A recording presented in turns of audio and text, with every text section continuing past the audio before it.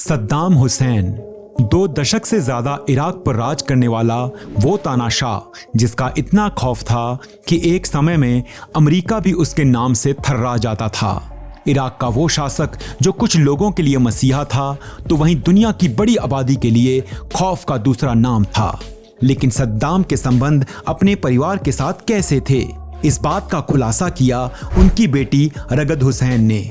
रगद हुसैन ने सद्दाम हुसैन की जिंदगी के उस हिस्से के बारे में बताया जिसे आज तक दुनिया अनजान थी। उन्होंने अपने पति की हत्या और अपने पिता के साथ रिश्ते पर खुलकर बात की। नमस्कार दोस्तों, एक बार फिर स्वागत है आपका चैनल के एक और नए वीडियो में। लेकिन आगे बढ़ने से पहले वीडियो को लाइक और चैनल को सब्सक्राइब करना ना भूलें ताकि हमारे अगले वीडियो की नोटिफिकेशन आप तक सबसे पहले पहुंच सके। दोस्तों, सद्दाम हुसैन की बेटी रगद हुसैन ने उनकी मौत के 15 साल बाद उनके साथ अपने रिश्ते को लेकर कई खुलासे किए हैं। उन्होंने इराक की जनता को भी अपने आपसी मतभेद बुलाकर एकजुट होने के लिए कहा है। रगद जब 15 साल की थी तब उनकी शादी हो गई थी और शादी के 10 साल बाद 25 साल की उम्र में उनका डाइवोर्स हो गया था और उनके डाइवोर्स के 2 दिन बाद ही उनके पति की हत्या करवा दी गई थी। रगद की शादी सद्दाम हुसैन के कजन हुसैन कैमिल अल माजिद से हुई थी। कैमिल उस वक्त सद्दाम हुसैन की सिक्योरिटी स्टाफ का हिस्सा थे। रगद की बहन राना सद्दाम की शादी हुसैन कैमिल के भाई सद्दाम कैमिल अल माजिद से हुई थी। अपनी शादी से लेकर डाइवोर्स और फिर पति की हत्या तक की दुखद कहानी रगद ने अल अरबिया को दिए गए एक इंटरव्यू में बताई। रगद से पूछा गया था कि क्या उनके ऊपर शादी के लिए दबाव डाला गया था, क्या यह शादी उनकी मर्जी से नहीं हुई थी। इस सवाल के जवाब में रगद ने कहा कि उनके पिता सद्दाम हुसैन ने कभी भी अपने बच्चों पर अपने फैसले नहीं थोपे। हमें अपने फैसले लेने की पूरी आजादी थी। उस इंसिडेंट्स को याद करते हुए वो कहती हैं कि उस समय गर्मी का मौसम था। दोपहर के वक्त उनके पिता उनके पास आए और उनके पास बैठ गए। उन्होंने बहुत प्यार से उनसे पूछा कि उन्हें पता है कि मैं किसी को पसंद करती हूँ। उन्होंने मुझे उसका नाम भी बताया। रगद ने बताया कि उनके यहाँ शादियाँ परिवार में ही होती थी, इसलिए कोई भी समस्या नहीं थी। हाँ, अपने पिता के साथ इस तरह की बात करते हुए उन्हें बहुत शर्म आ रही थी। उनके पिता उनके दिल का हाल समझ गए। उन्होंने रगद से कहा कि वो अपना फैसला अपनी माँ को बता दे। हुसैन कैमिल अल माजिद उनके पिता की सिक्योरिटी टीम में थे, जिसके कारण उनका अक्सर रगद के घर आना जाना था। वहीं दोनों की मुलाकात हुई और उन्हें एक दूसरे से प्यार हो गया। उनकी माँ को यह बात पता थी। उस वक्त रगद काफी छोटी थी, लेकिन उनका प्यार जल्द ही शादी में बदल गया। शादी के बाद भी रगद ने अपनी पढ़ाई पूरी की।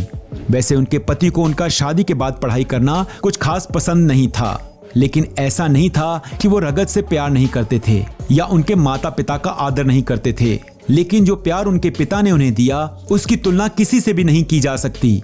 उनका कहना था कि ना मेरे पति से मुझे वो प्यार मिला और ना मेरे बच्चों से जो मेरे पिता से मुझे मिला। अपने बचपन का एक किस्सा सुनाते हुए रगद ने कहा कि जब ईरान और इराक के बीच जंग चल रही थी तब वह स्कूल में ही थी। एक दिन भारी बमबारी की वजह से वो स्कूल नहीं गई। तब उनके पिता ने उनसे कहा कि अगर वो स्कूल जाएंगी तो देश के बच्चे भी खुद को सुरक्षित महसूस करेंगे, इसलिए उन्हें भी स्कूल जाना चाहिए। रगद ने अपने पति के साथ अपने रिलेशनशिप के बारे में भी खुलकर बात की। उन्होंने कहा कि 1995 में मैं अपने पति के साथ जॉर्डन आ गई क्योंकि मेरे पति और पिता के बीच संबंध खराब हो रहे थे और मुझे लगा कि कहीं ये मनमुटाव वायलेंट ना हो जाए। जॉर्डन में उनका और उनकी बहन जो कि अपने पति के साथ आई थी का खूब स्वागत सत्कार हुआ, लेकिन उसके बाद जो हुआ उसके बारे में तो कभी रगद ने सोचा भी नहीं था। वहां एक प्रेस कॉन्फ्रेंस में रगद के पति कैमल ने सद्दाम हुसैन के खिलाफ बयानबाजी की।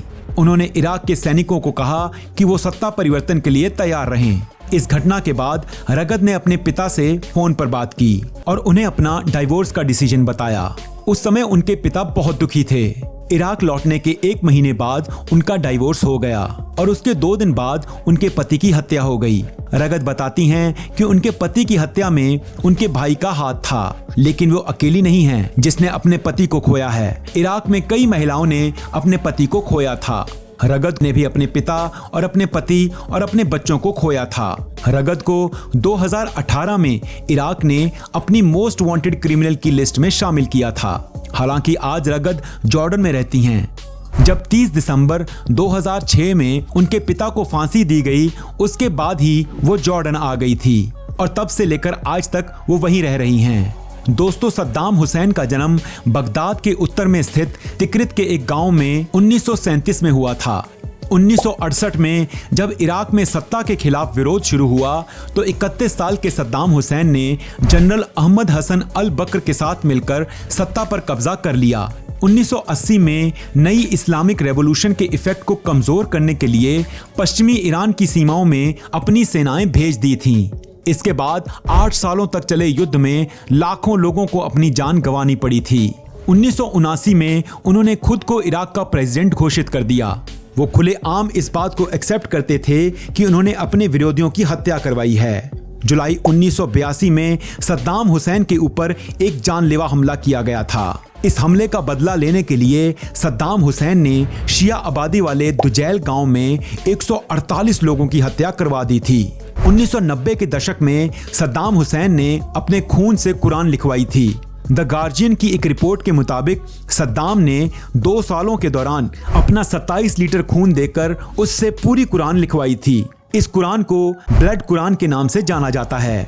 1990 में सद्दाम ने तेल के दामों को कम करने और नीचे गिराने के लिए कुवैत को दोषी ठहराया था। इसके बाद सद्दाम हुसैन ने अपनी सेना को कुवैत पर हमला करने का आदेश दे दिया था। 2 अगस्त 1990 को कुवैत पर कब्जे के लिए इराकी सेना को आदेश दे दिया। केवल 6 घंटे में ही इराकी सेना ने कुवैत पर कब्जा कर लिया। अगले ही दिन यानी 3 अगस्त 1990 को इराक ने सऊदी अरब की सीमा पर अपनी सेना तैनात कर दी। इसके बाद से ही सद्दाम अमेरिका के निशाने पर आ गए। 19 मार्च 2003 को अमेरिका ने इराक पर हमला कर दिया था। 13 दिसंबर 2003 को सद्दाम हुसैन को अमेरिकी सैनिकों ने पकड़ लिया था। वो तिक्रित में एक घर में छुपा था। इसके बाद उस पर कई मुकदमे चलाए गए। दुजैल में 148 लोगों की हत्या के मामले में सद्दाम हुसैन को 5 नवंबर 2006 को मौत की सजा सुनाई गई।